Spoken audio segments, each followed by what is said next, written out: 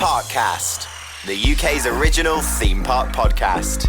Welcome back to Parkcast, park fans. You know by now, we're a podcast for theme park fans. If you're new here, welcome. Come and join us on our little chat through the amusement park industry. I'm Bex, and look who's decided to join us. Look who's bothered to come back.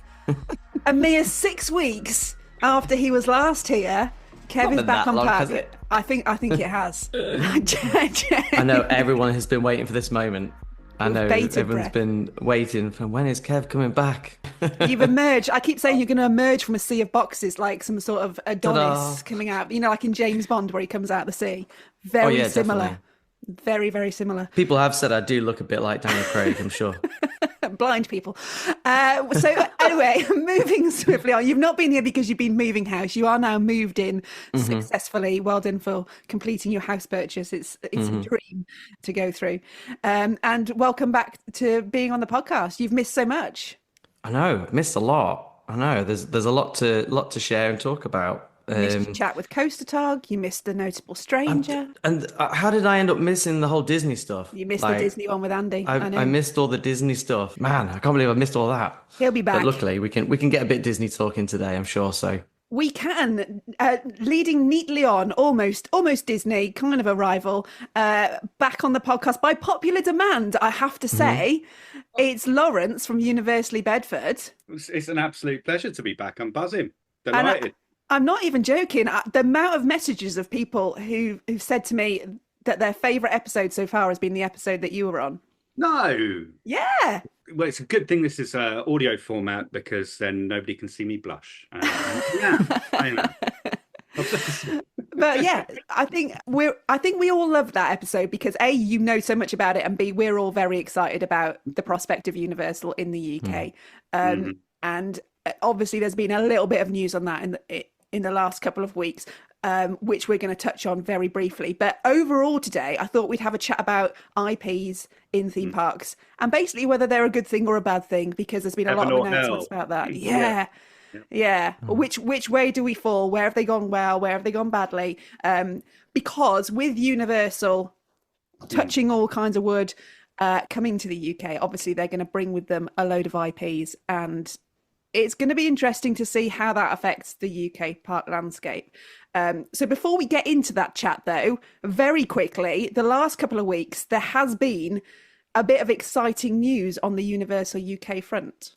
Yeah, there has. It's more than hearsay, but it you know, lots of rumblings that in early February, the Chancellor Rachel Reeves is going to make a presentation about economic growth. Now, originally, Bloomberg reported that would include the go-ahead for a lot of very exciting projects like a tunnel under the Thames, but also a nice Universal theme park near Bedford. Wouldn't it be nice? I mean, that would be lovely, right?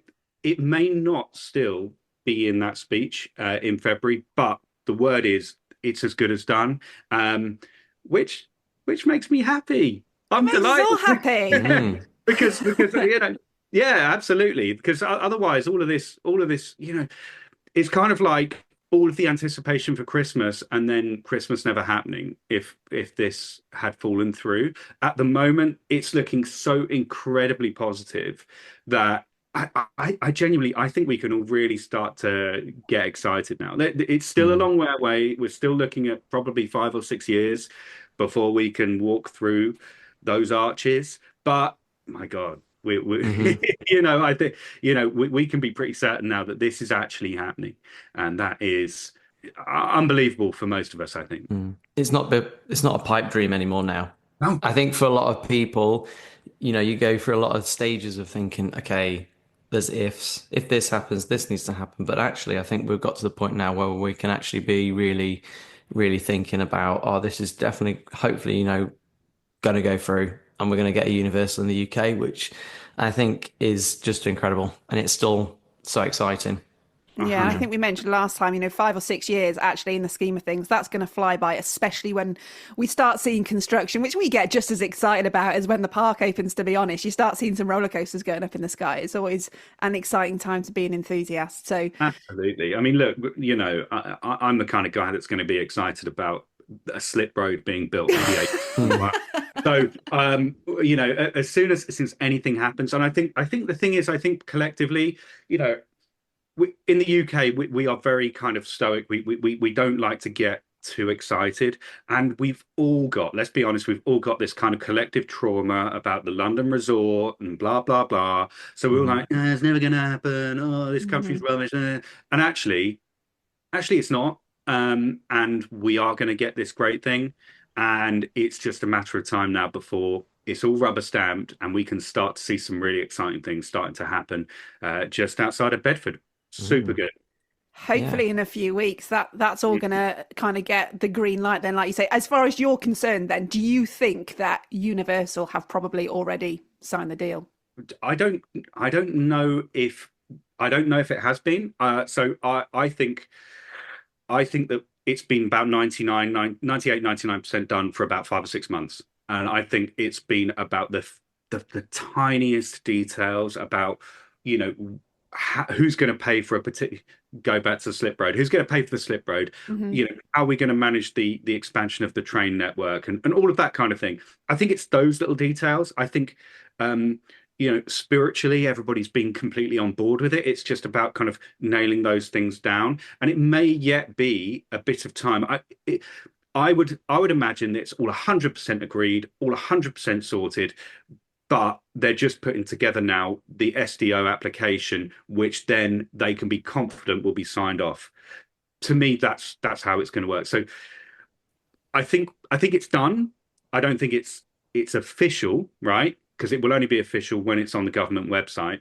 And as for kind of when we'll know and how we'll know, I imagine we'll probably hear it from government first. It's an amazing news story, and this government have said they're all about economic growth, and this is a project that could deliver £50 billion worth of investment over 10 years into this country. So that's where I'd expect to see it. So very exciting, and to be honest, next few weeks, I'm pretty optimistic we'll start to see some movement there.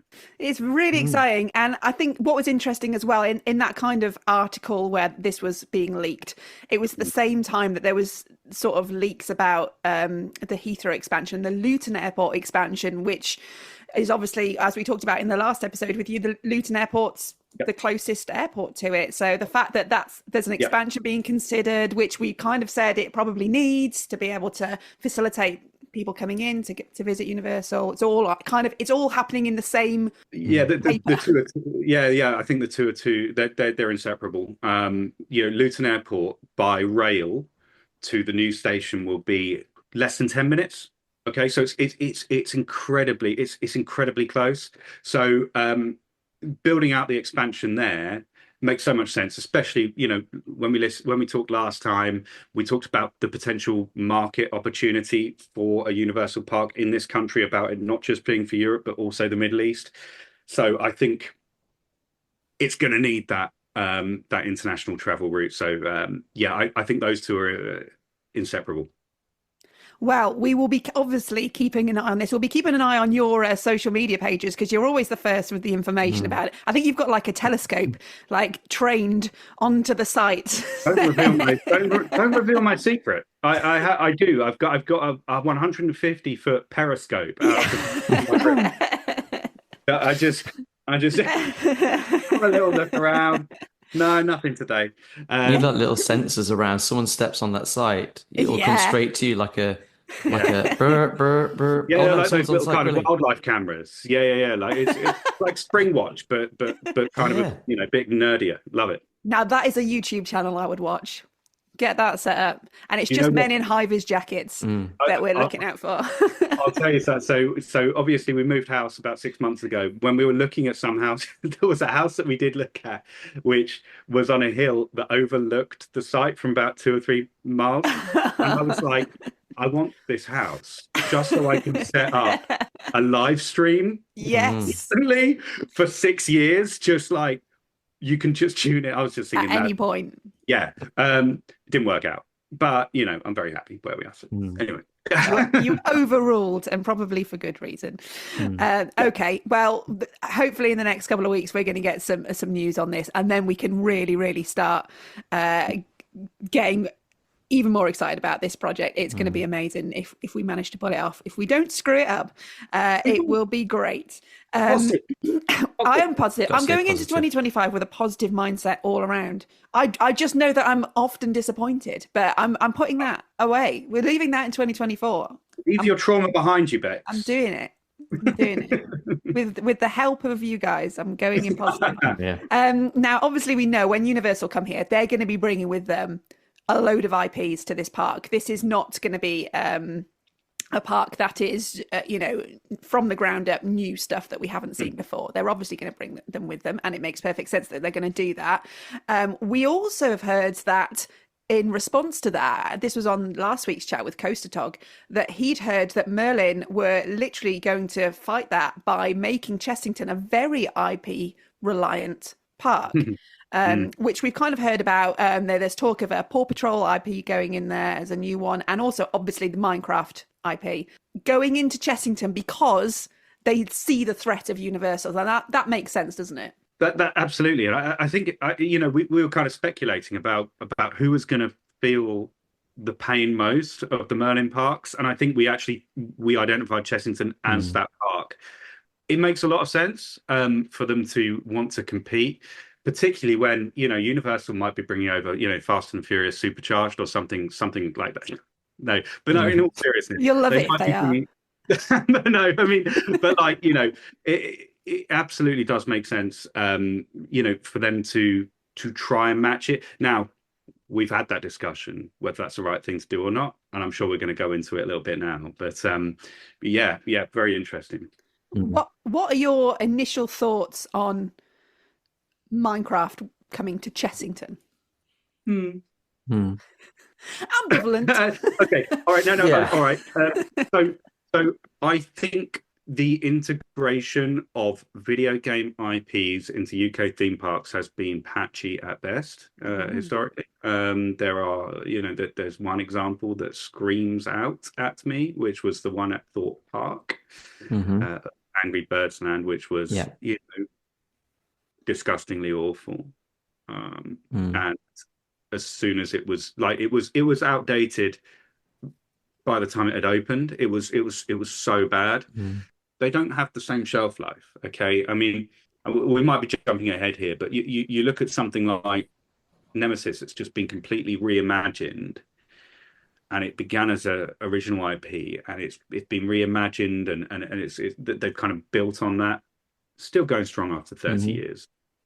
I can't think of anything in this country that's had that longevity, that's built off an IP. I mean, I'm sure I'm going to be disproven here. Well, the only one that comes to mind is Thomas Land at the minute. I feel that's the longest lasting one at Drayton. Yeah, that's a good one, isn't it?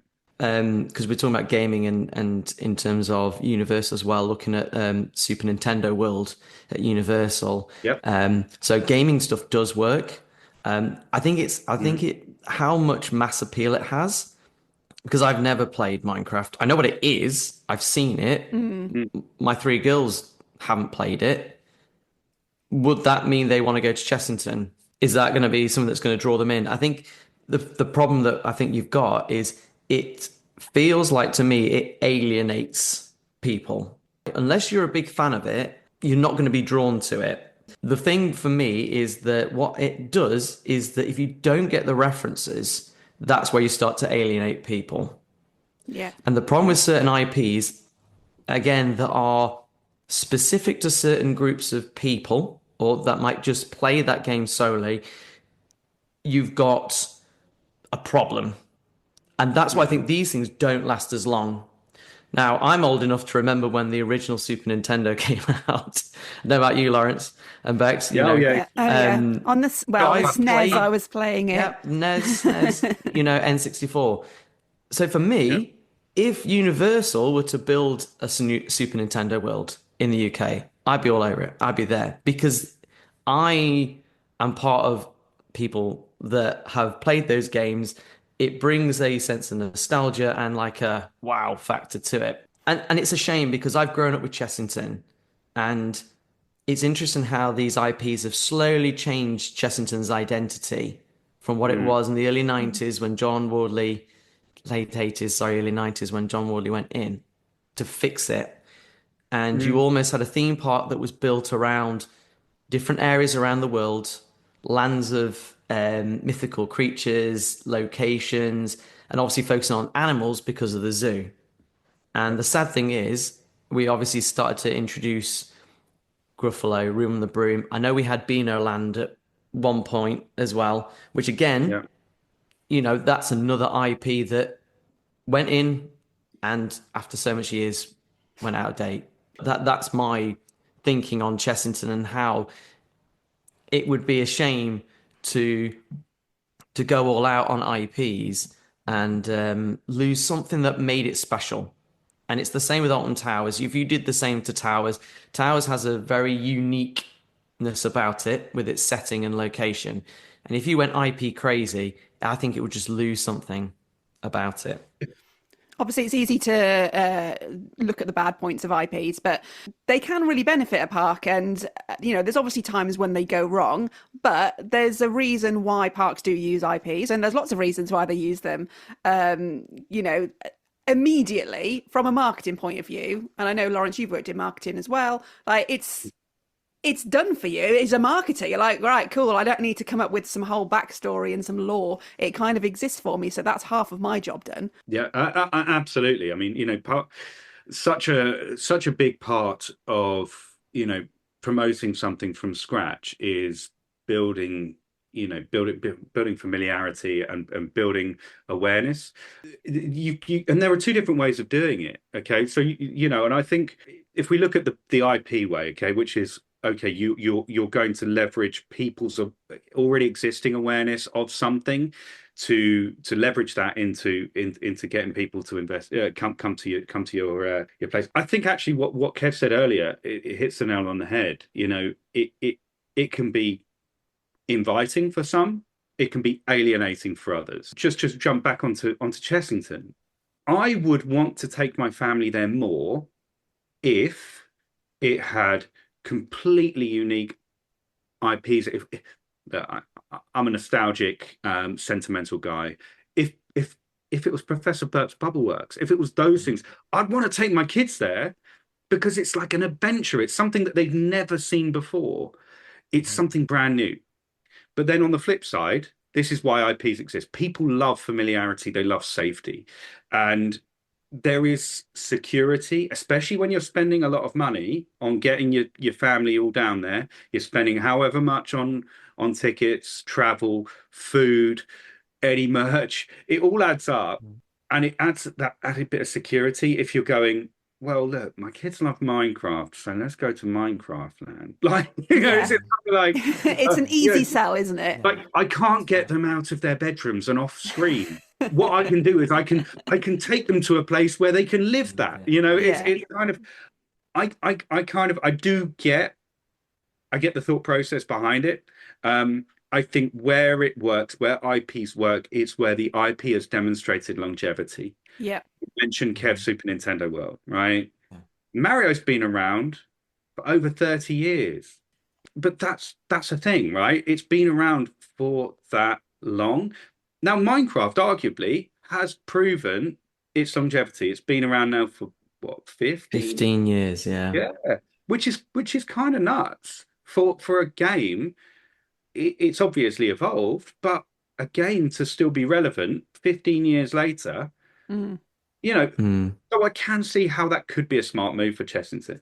But yeah, absolutely. You've got, you don't need to then invest as well in so much of the creative. You don't need to hire people or a team to come up with a backstory that you can educate people about to make it exciting. People already know. If it's Minecraft, everything's kind of boxy, including you, and and you make stuff, and there are these green dudes that kind of scuttle around at night time. Like, again, I'm gonna make that's made me sound really old, but like you don't need to educate people on that. So I do see that you can get a load of people in, but you have to deliver on that IP. You've got to deliver on people's expectations. And arguably, when you're bringing in an IP, people's expectations are going to be elevated. Yeah. They're going to be expecting more. They're going to think, I had a great time playing this game for the last 15 years. This better be up to that standard. They're going to want to be immersed in the Minecraft world, aren't they? Like a few Fomex boards wouldn't cut it. And I don't have any expectation that Merlin are going to do this on the cheap. I do think that they're going to do this properly, especially because they're rolling it out globally. I think, this will be done and it'll be executed really well.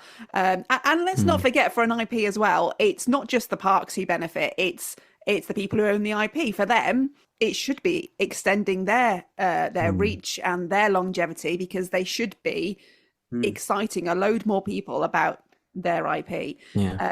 So it can benefit the park and the people who own the license really well when it's done well.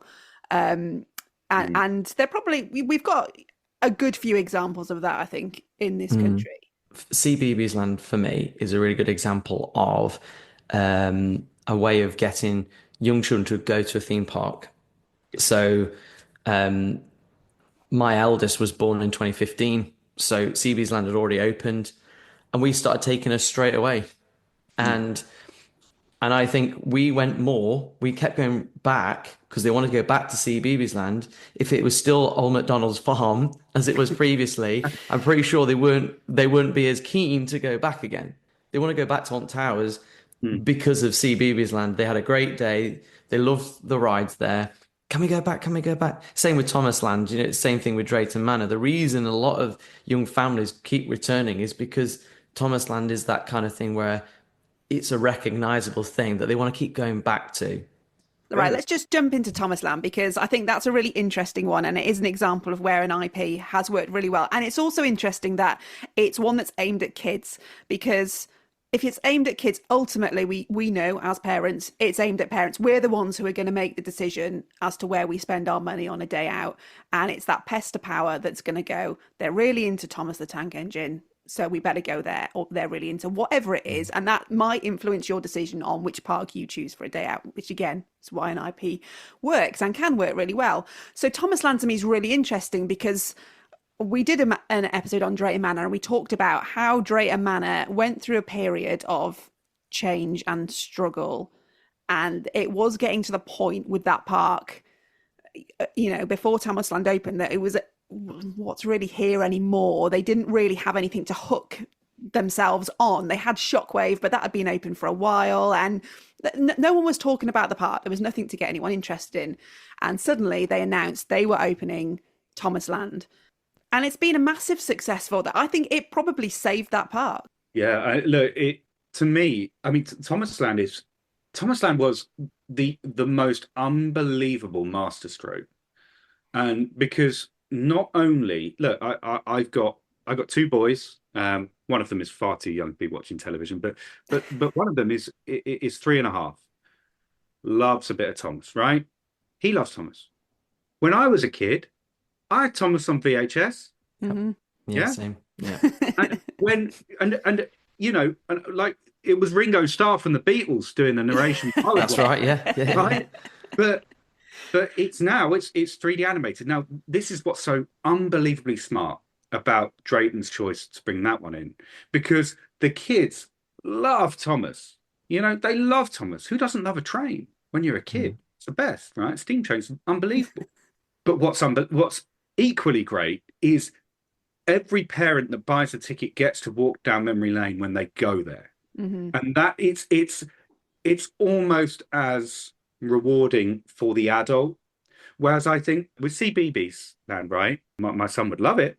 He'd absolutely love it. And I would go, oh yeah, look, and I recognize some of these characters, but there's no like emotional draw for me. Thomas Land. Good point. Yeah, it's really good. My God, it allows me to not unusually regress to being a child and get really excited about something so pure as Thomas the Tank Engine. And I think that that was unbelievable. And I think of the IPs actually that we have in this country, that one, to me, that one stands above the rest because I think it's got longevity. It's so smart from a marketing perspective, and I think it delivers as well.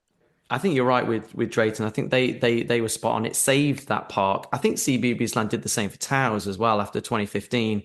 I think it saved that park during a bad couple of years where there was low guest numbers, but people were returning to it because of that area. I think the thing with Thomas Land as well is that it was executed really well. It wasn't just a load of kids' rides dumped in a corner of the park and badged as this is Thomas's train shed. They were properly themed. It was by far the best themed area of the park, potentially still is, although they've obviously upped their game on that in recent years. But you felt like you were walking onto the Isle of Sodor, and that's what made it special as an adult and for your kids. It's that Disney feeling, isn't it? It's like I've gone into this magical world and I can believe in this world that I'm seeing in front of me.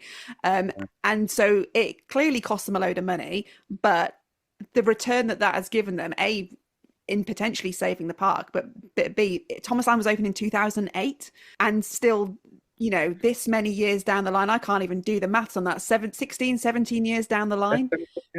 Yeah, 16.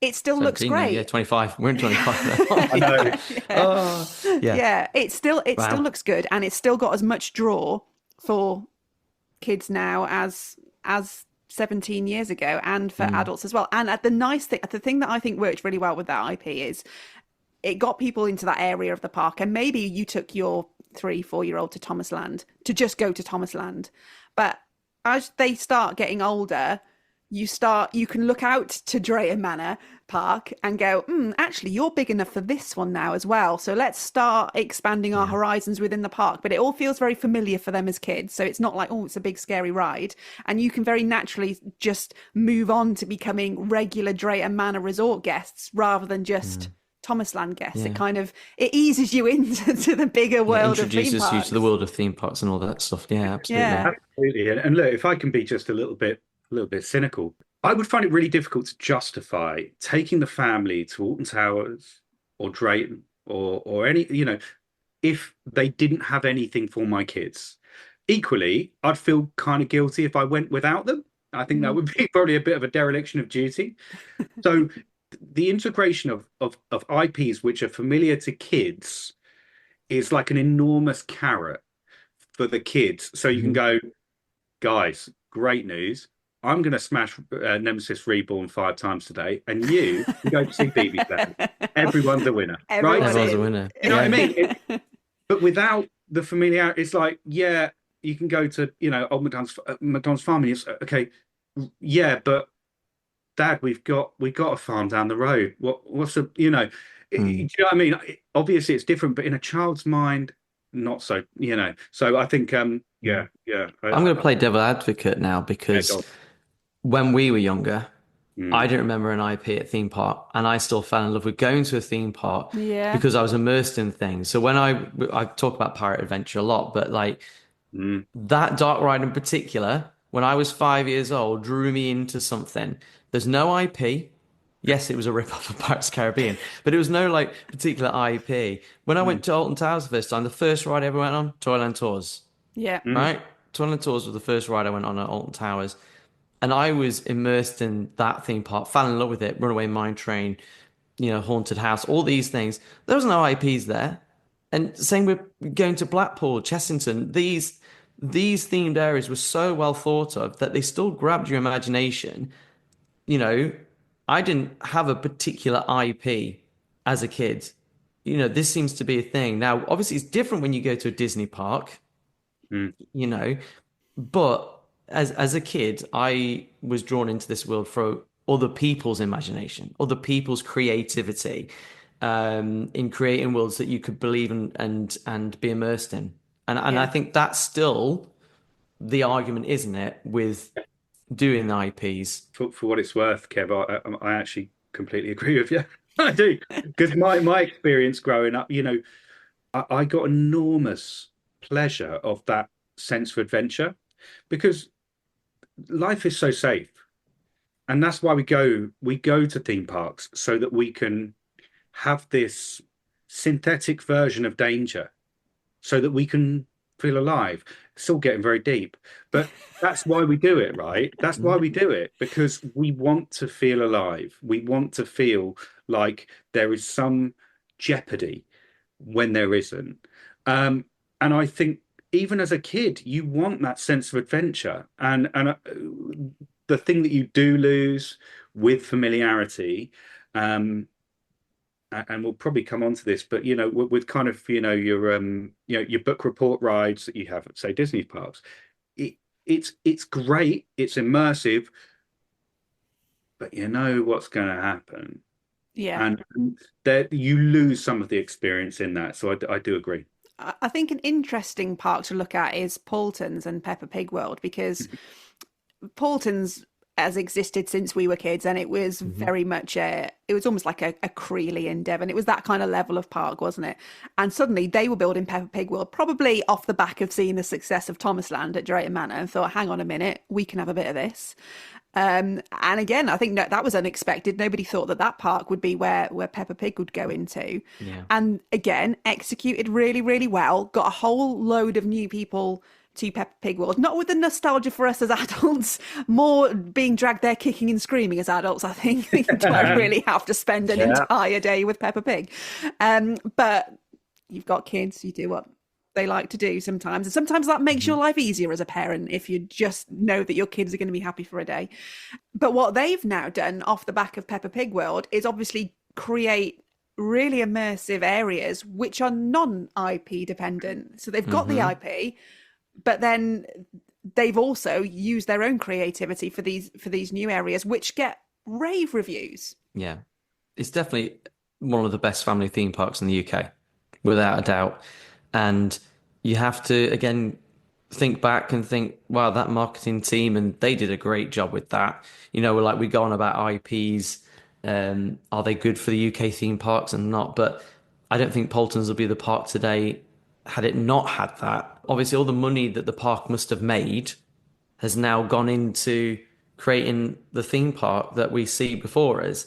And Polton's, again, like you say, Bex, has these really beautifully themed areas that aren't IPs. So they've got obviously people who are running that park really well. They obviously understand, yes, we have an IP, but we can see the other impact of, creating like Tornado Springs and creating these really immersive places that, again, like Lawrence is saying, you can go on an adventure on. It doesn't have to be something you recognize. Dinosaurs is a great one as well, because you don't have to have a particular IP unless you're Jurassic Park at Universal, but it's just something that kids recognize. It's like pirates, isn't it? There are certain themes that work really well. You don't need a particular IP. Dinosaurs works really well. Pirates works really well. These sorts of things work so well at theme parks. And and it's what you do with it as well. I think that's always the thing. If you've got an IP in front of you, it's how you do it as well. Are you doing it in a way that you're just trying to get people to come and make money? Or are you building it because you are passionate about the brand? And again, this is why Disney and Universal do it so well. Because if you're passionate about the brand and you understand your guests and you understand the passionate fan base that these IPs have, and you make it work, then they're great. I think that's a great point, Kevin. So I think one of the things that Bolton's and Drayton have both done is they invested in an IP, and they haven't just done it and then gone, right, we've done that, on to the next thing. Paulson's are unbelievable about keeping things looking crisp and fresh and brand new. Unbelievable, right? And the same's true with Drayton, right? The pride they take in that area, it's like a flagship for the park. I think the really interesting thing is, I mean, look, we're talking about IPs, and there's a lot of things to say which are not necessarily favourable, but you could very well argue that without the injection of IPs into British theme parks, we would no longer have Drayton Manor. Yeah. We would no longer have Paultons, because it's a brutal world out there, and only those that innovate will survive. And actually, what we've seen, sliding doors moment. Thomas Land doesn't get built. Drayton doesn't discover its identity. Does it exist? Arguably not. It's really interesting. The more you dig into it, the more nuanced the whole thing is. Clearly, we've talked about examples here of when they're done well and they've done great things. We've probably got a list of as long as our arms of when they've gone badly. I mean, we've already mentioned Angry Birds, the Beano Land, Darren Brown's Ghost Train. Darren Brown. We've got to talk about Darren Brown's Ghost Train at Thorpe. I'll do it. Because we did. Unfortunately, do. No. And I'm talking as a Darren Brown fan. I love Darren Brown. I've been to see him live. He's a great guy, and you can kind of understand where their thinking was of like, this guy's the moment. Let's hook onto that. And I don't know how much of this failure is to do with the ride itself just being the most unreliable ride ever known in the UK. But it's also got to be coupled with the fact that actually now Darren Brown is just not that relevant, is he? No. That's it. I mean, I think I love Darren Brown too, and for what it's worth, I went to see him live, and I maybe we're at the same show. Most of the time, like this, right? Because I'm just dreadful with anything, walking over glass and stuff. Oh, geez. Anyway, but no, there was a question. Was he going to become the next, Paul Daniels? But no, was he going to be around forever? Like that, was he going to be around forever, or was it like something with a very limited shelf life? We know the answer to that now. Despite his appearance in the Simpsons Christmas special, which was very random, just last gone. If you haven't seen it, look it up. Mental. But the thing that was, I think, the problem with that was the whole ride experience was so intrinsically linked to the IP, and as soon as the IP lost its relevance, the whole experience lost its relevance, and the experience was a bit terrible. Yeah, it was kind of a bit you can see what they were trying to do. It was galaxy brain, but right? I don't think we had the technology. But even the money they spent on it, they must have spent millions. I mean, the reason Thorpe Park has not had a coaster for more than 10 years is because of that ride. Yeah, because they spent so much money building it. 13 million warehouse and an old tube train. It's nuts. It's crazy. I bet you're right, Kev. The whole thing was over thought through, over engineered. It was like, oh wow, what if we have this whole thing and there's a wall of mirrors and people get onto one train and then they get off the other. I don't want to sound patronizing to the average park guest, but sometimes people need a slap around the face, and you need kind of something that's obvious, and you can pick up on nuance and you can pick up on things like that when you're on your sofa watching Darren Brown. But if you've just like eaten 8 chicken tenders and you've drunken a gallon of Coke, you're going to be like, got to walk onto this train and like, what's going on here? Like, honestly, the whole thing's just a bit like. You sound like you're speaking from personal experience there. Is that what you've done, Lawrence? It's my daily regimen. Just There you go. The 8 chicken tenders is a bold move at a Merlin Park. I must have had to remortgage. Is that why you moved house? Yeah. I know. That's it. I had to downsize. But I can see what they were trying to do. The whole idea of Darren Brown illusions. Get on one train, you get on. There's a lot of these things. In principle, it works. But why no one thought, is this going to be relevant? Because now what you've got is a ride that you're trying to constantly fix. Yep. Yeah. It's the same when I was thinking about Gangster Granny at Alton Towers. Yeah, well, David Walliams, the world of David Walliams is an interesting one as well, isn't it? Exactly the same issue. At some point, they're going to have to look at retheming that ride. Yeah. How is that going to work? Because it's been built specifically designed around that IP. And the same with Ghost Train was specifically designed to focus on Darren Brown and illusions and all that sort of stuff. It didn't work. I think they quickly realized it didn't work because they rethemed it after 1 year, redid the story again, and then they've had to redo it again. And it's one of these things that just doesn't work. Thorpe Park, for some reason, the reason I enjoy going to Thorpe Park, but I struggle with Thorpe Park simply because there are so many random things like The Walking Dead, Saw the Ride. It helps that they've had more than 10 Saw films that maybe Saw the Ride still has our relevance. Yeah. But did you go to Thorpe Park because it was Saw themed? I can see how for a teenager when Saw the Ride first opened, and that teenager is now probably 30. I can't remember the year that it first opened, but the Saw films were so massive at that point that a teenager might think, oh cool, a Saw ride, I'm gonna Yeah. go to Thorpe Park. There's no deeper level than that. It's literally like, it's a Saw ride, it's going to be cool.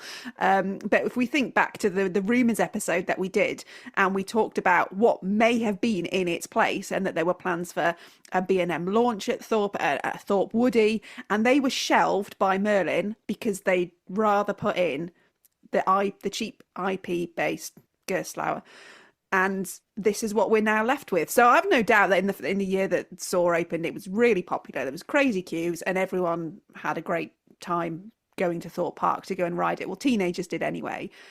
But this is the problem, isn't it? What we're now left with, all these years down the line, is I wouldn't even class it as a mediocre ride. I think it's a terrible ride, terrible roller coaster, with not even relevance really to today's teenagers, who are the people that they're trying to get into Thorpe Park. I've got an interesting case study for you actually there, Beth. So my wife, right? She's a little younger than me, but not in a creepy way. Disclaimer.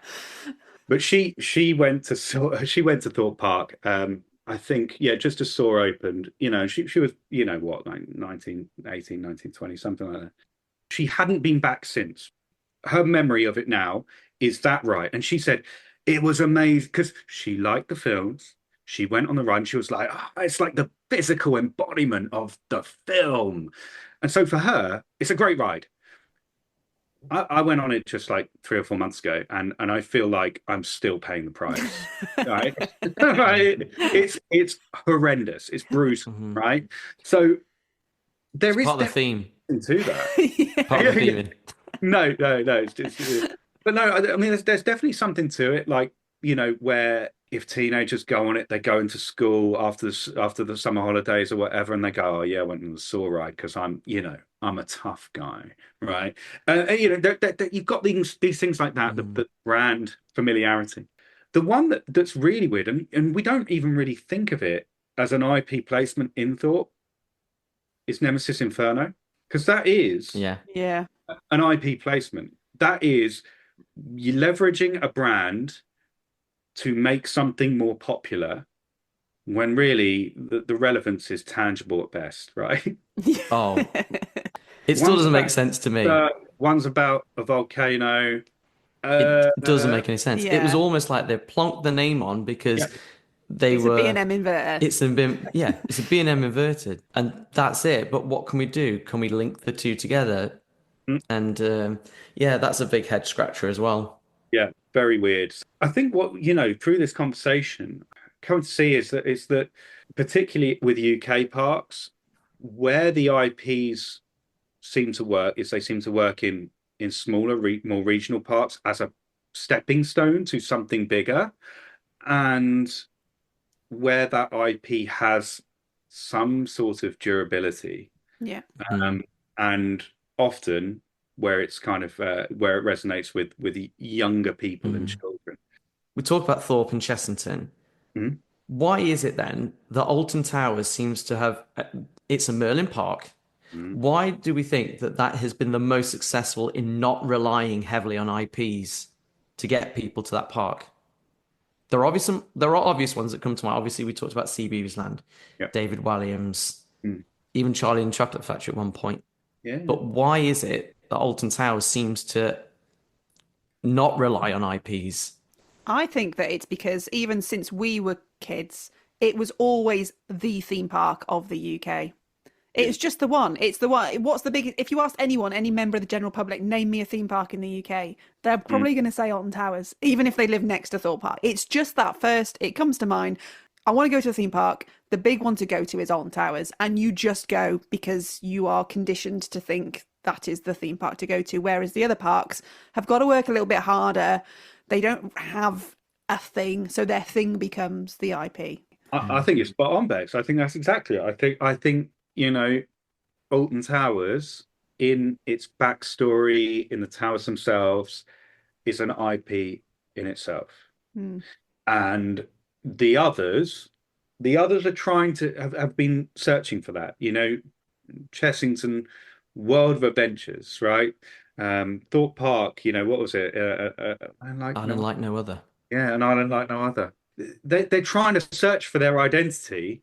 Alton just has it, and you talk to people from the other side of the world. They know about Alton Towers. They know their history. They're like, my God, they like this is nuts. They built a theme park. They're Americans, so they think it's a castle. But it's like, they're like, but the castle's real. I'm like, yeah. Like, we got stuff that's older than 200 years here. It's crazy. Yeah. But too, and Bex, you're right. Growing up, you were told that you could go to one theme park in the year. It'd be Alton Towers. It wouldn't be any other. Who knows? It's what makes it so great as a theme park. Because there was even like a rumor during the time when Jewel was changing into Curse of Alton Manor, and there was this whole thing about, will they try and do an IP and put Ghostbusters in it? And you're thinking, no, imagine? No. What we got is unique to Alton Towers. And it doesn't run out. It's got no end date on it. It They can based last a for as long ride, as they want. But like they based that ride on a Pepper's ghost effect girl walking around a doll's house. Yeah. Emily Alton is a Alton Towers IP almost now. Yeah. And it's the same with Hex. They went down the route of focusing on a local legend based on Charles Talbot, who was an Earl of Shrewsbury. And, you don't have to know the story to be immersed in it. Yeah, it's interesting. And I think we're all grateful in a way that Alton Towers don't rely on them, and hopefully it'll continue that way. Obviously, we've talked about good things, bad things with IPs. One of the things where I think IPs end up failing is when there doesn't seem to be a commitment from both sides to keep that IP looking good or working well. And we've talked about Thomas Land, and that still looks good. And one of the ones, this is a weird one that always springs to mind for me, and it's probably because my husband is in the RAF. But when I go to Blackpool and I go on Skyforce, which is obviously it's linked to the Red Arrows, and you're like, that's a great use for that ride and that ride experience. Linking it with the Red Arrows, perfect. I wouldn't eat amazing. 8 chicken tenders before going on that ride. Absolutely not. I should say it amazes me. It doesn't, because I'm very aware of how the RAF do media and stuff like that, which is not very well. But they've now just kind of left that ride for so long, and when it opened, it was like, oh cool, it's a Red Arrows ride, and it was a Red Arrows ride, and it's still got all the branding around it. But you go in the queue line for it, and the guy who's doing the video, Red One, hasn't been leader of the Red Arrows for about 8 years. And then they used to have the shop, which you'd go through afterwards. You could buy all the Red Arrows merchandise, and now that's just always shut up. And so you've got this kind of half-hearted, it's got some Red Arrows branding on it, but it no longer seems to have any affiliation with the Red Arrows. And that seems a shame that either side hasn't terminated it and just gone, look, guys, are we doing this properly and carrying it on? Or are we just going to go, it's no longer a Red Arrows ride, it's just this flying flat ride, and so be it, we'll kind of retheme it ourselves. Completely agree. I mean, I think that's where we've seen things fall apart, and actually, arguably the IP that at Thorpe that's kind of stood the test of time best has been Thorpe, because it was always designed to look dilapidated and run down, so they didn't need to worry about it.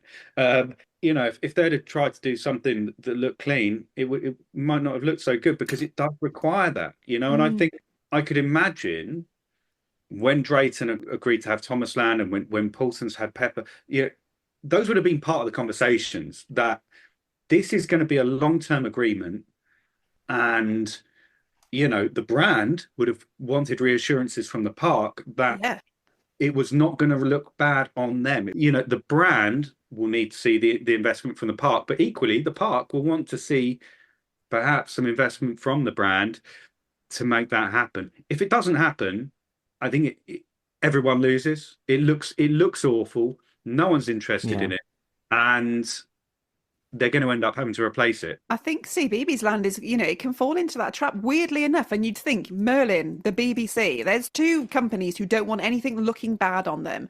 But I went on the In the Night Garden boat ride just before the start of the closed season, and I mean, I cannot believe the state of that ride. And In the Yeah. Night Garden is still such a massive IP for toddlers. Yep. And Mm. it amazes me. It is like 20 years old now, but Mhm. it's huge. But that ride has not been looked at. Like Upsy Yeah. Daisy's skirts all ripped, and none of the audio is in time with what you're seeing. Anything. The Tombly Boos are in a right state.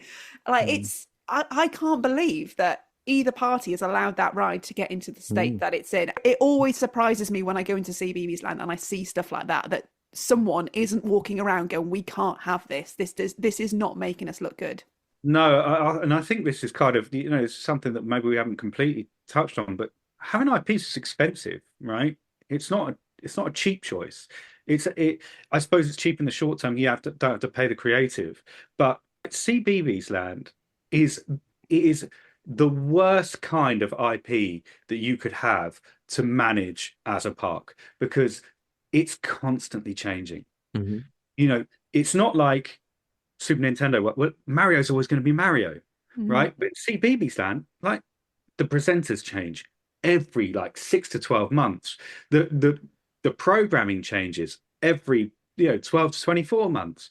So it's not, you can't just go, oh, that'll be okay for the next 5, 10 years, because it needs to be relevant to what's on now. Yeah, it's a good point. And let's not forget as well, there are some parks, some of the biggest European parks don't rely on IPs at all. Europa And that's Park, very good. Efteling, Yeah. zero IPs in those parks. And Phantasialand. yeah, Fantasia, just yeah. they're all No. reliant on their own creativity. And I actually think there's probably an argument that use of IPs can almost stifle the creativity that we have. In this country, we need creatives to come through. We need people to be able to have the opportunity to come up with great ideas. We need our John Burtons, we need our other John Wardleys of the future. And they've got to have opportunities to be able to unleash that creativity. And if everything's already decided because it's linked to something that already exists, Yeah, Absolutely. we're going to lose a little bit of that Yeah. talent, I think, which would If be I a shame. remember that the first Disney attraction I did was Phantom Manor, Mm. and that's still one of my favorites.